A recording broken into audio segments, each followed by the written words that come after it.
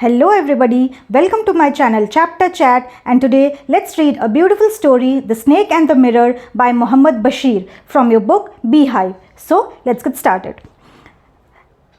Here the narrator is telling to his friends a story where he has seen a cobra. He was having a conversation with his friends and he told कि आप लोगों ने कभी cobra देखा है?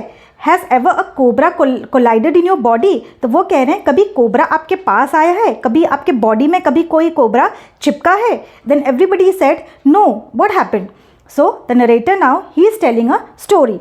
Has a snake ever collided itself around any part of your body? A full-blooded cobra. All of us fell silent. So उनके जो colleagues थे वहाँ पे, उनके जो फ्रेंड्स थे, उन्होंने कहा नो, हमें ऐसा चीज़ कभी एक्सपीरियंस नहीं हुआ है.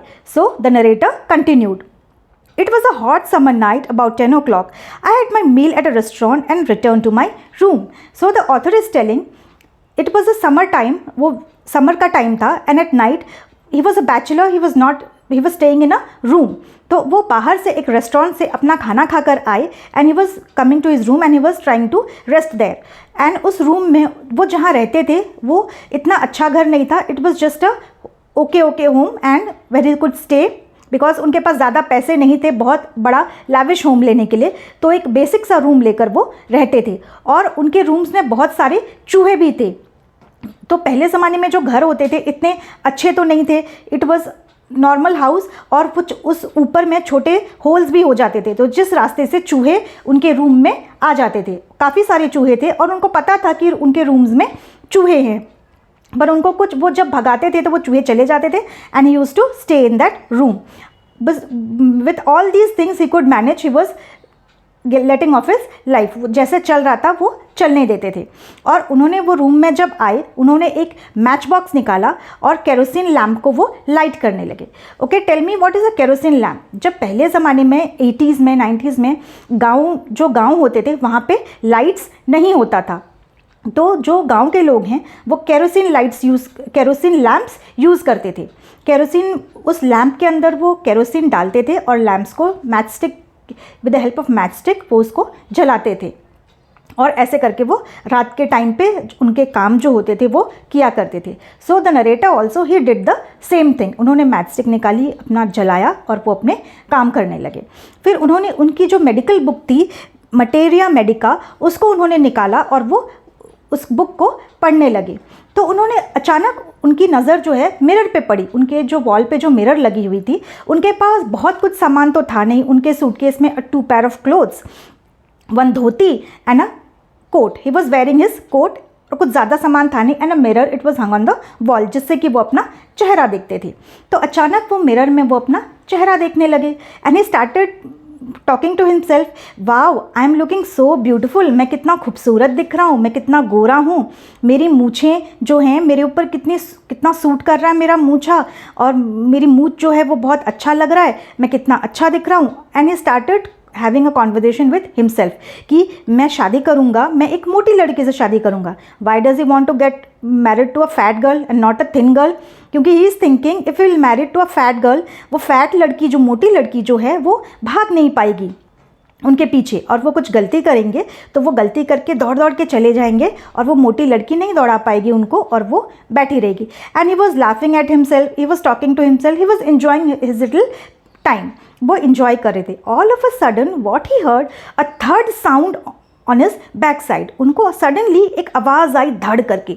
जैसे उन्होंने पीछे देखा, big cobra sat on the chair. वो जो चेयर उनके रूम में रखा हुआ था, एक कोबरा उनकी चेयर के पीछे आके बैठ गया वहीं पे. And suddenly the cobra slithered over his shoulders. वो कोबरा वो चेयर से आके उनके शोल्डर पे बैठ गया.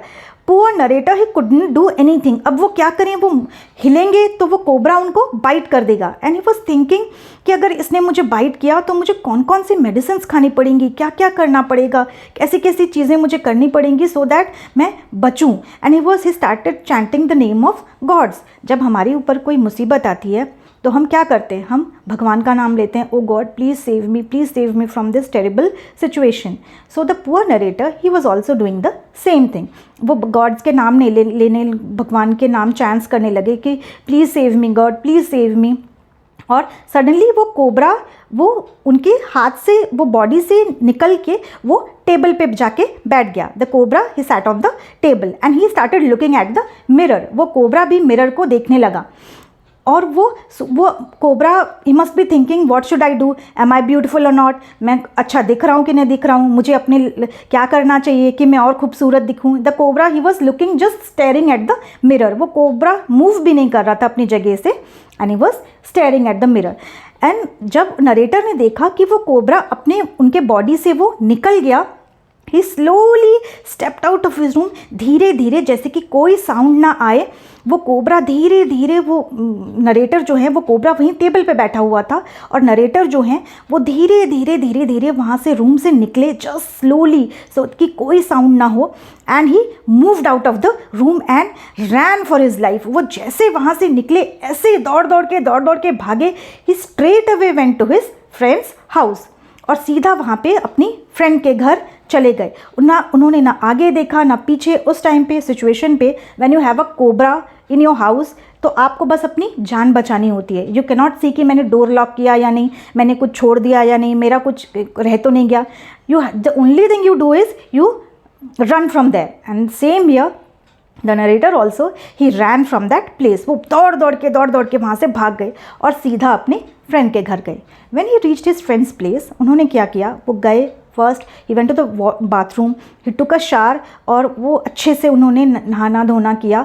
और फिर उन्होंने कहा कि अभी रात को मैं अपने रूम में बिल्कुल भी नहीं जाऊंगा, because nobody will be ready to go with him. रात में देर इज़ नो लाइट, अंधेरा है वहाँ पे, and there is a cobra in the room. किसमें इतनी हिम्मत है, nobody will dare to go to a such a room. किसी में भी इतनी हिम्मत नहीं थी. वो खुद भी इतने डरे हुए थे कि वो नहीं जाना चाहते थे. तो he slept in his friends room that night. वो अपने फ्रेंड के रूम में वहाँ पे सो गए. और अगले दिन सुबह जब वो उठे, ही फ्रेशनड अप. फिर वो अपने 3-4 दोस्तों को लेके he went to that room. और जब वहाँ पहुँचे, he saw that his room was empty in the sense a robber came to his room and he took all the belongings of the narrator. एक चोर आया, उनके घर पे जो जो सामान पड़ा हुआ था, उनके कपड़े थे, उनका जो बैग था, उनकी छोटी मोटी जो चीज़ें थी उस रूम में, वो जो द थीफ वो सब कुछ लेकर वहाँ से वो चला गया. और उनकी एक वेस्ट, अ डर्टी वेस्ट, वो वहाँ पे छोड़ गया था, just to laugh at the narrator. Laugh क्यों करना चाहता था? Why was the thief laughing? Must be thinking कि ये जो वेस्ट है ये कितनी गंदी है. It was dirty and it was brown in colour. तो वो गंदी वेस्ट को लेकर वो थीफ क्या करेगा? So he only left the dirty waste. And the narrator he was also thinking कि मैंने ये चीज़ उस चोर ने मेरे लिए छोड़ी है. ये गंदी वेस्ट, ये धोके वो खुद ही पहनेंगे, क्योंकि चोर के लिए उसकी कोई वैल्यू नहीं है. And this is the thing the narrator he is telling, and how he has told this courageous story. Courageous in the sense कि वो एक इतना मोटा सा कोबरा उनके बॉडी में आगे लगा था, and then he rolled down from his body to the table, and still then he is narrating the story and letting the people enjoy the story. If you like the story, please share me in the comment section. Thank you.